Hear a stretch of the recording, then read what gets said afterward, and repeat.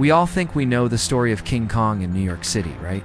Giant ape gets captured, brought to the big city, and goes on a tragic rampage. But that's not this story. Sure, a small gator might pop up in a sewer once in a blue moon, but a skyscraper-sized crocodile crawling out of the Hudson. Not an earthquake, but a tremor from the river itself. The Hudson began to churn, and then something broke the surface. A creature from a prehistoric nightmare. A colossal crocodile, so huge its armored skin blocked out the morning sun. Its head alone was bigger than a city bus, and when it roared, the sound shattered windows for miles. A desperate, absolutely insane plan got the green light.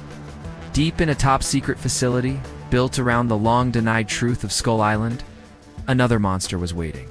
It's a force of nature who had his own destructive history with New York, but was also known for a fierce, protective instinct. That's pure fantasy. At one point, the reptile cornered a bus packed with terrified people. Without a moment's hesitation, Kong threw himself in front of the bus, taking the full impact of the Croc's charge. The city was scarred, but it was standing. And the people of New York who once ran from him in terror now stared up with awe. They didn't see a monster anymore. They saw their protector. It's the savage king who saved New York City. In that instant, he wasn't just a beast, he was a shield. Like, share, and subscribe. And let us know in the comments, what two monsters do you want to see go head-to-head next? With our own weapons useless, the order was given. You have to fight a monster with a monster. It was time to unleash King Kong. He saw the fire, the smoke, and the scaly behemoth that was causing it all. He was smart and agile. He dodged and weaved through the concrete canyons, climbing skyscrapers to get the high ground. He tore a huge air conditioning unit off a roof and hurled it at the Croc, actually making the beast stumble. Across the ruins of Times Square, the two titans locked eyes. The battle for New York was on. It was transported silently in a massive ship. A final, desperate gamble for a city on the brink of annihilation. The beast dragged its massive body onto Manhattan's shore, but it was tragically pointless. F-35s screamed across the sky, firing missiles that might as well have been firecrackers.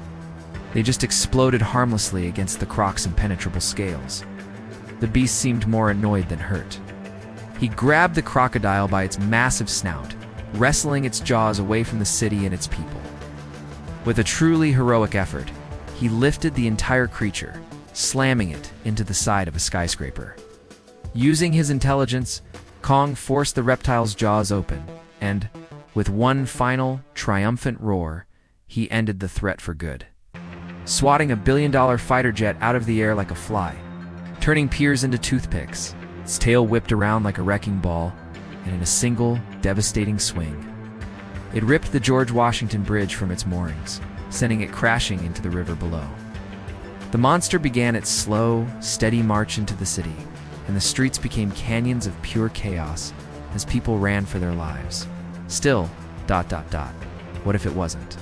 What if one day the impossible happened, and the only thing that could save New York from total destruction was the eighth wonder of the world himself? This is the story of what happens when the city that once put him in chains needs him to break them.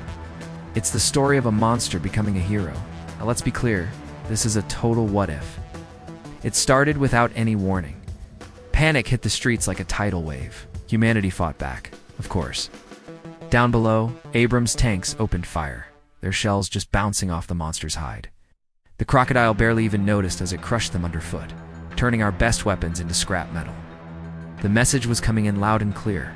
We couldn't stop this thing. New York was on its own. With the city burning and its defenders crushed, there were no other options left. The containment doors crashed open and Kong emerged, letting out a roar that seemed to shake the city's very soul. The crocodile lunged, its jaws snapping with enough force to bite a building in half. But Kong wasn't just a brute. The heart of the city became their battlefield.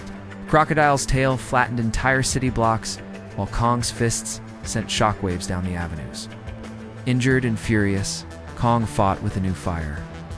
In the silence that followed, Kong stood panting in the wreckage. If you want to see more epic monster mashups and crazy what-if scenarios, you know what to do.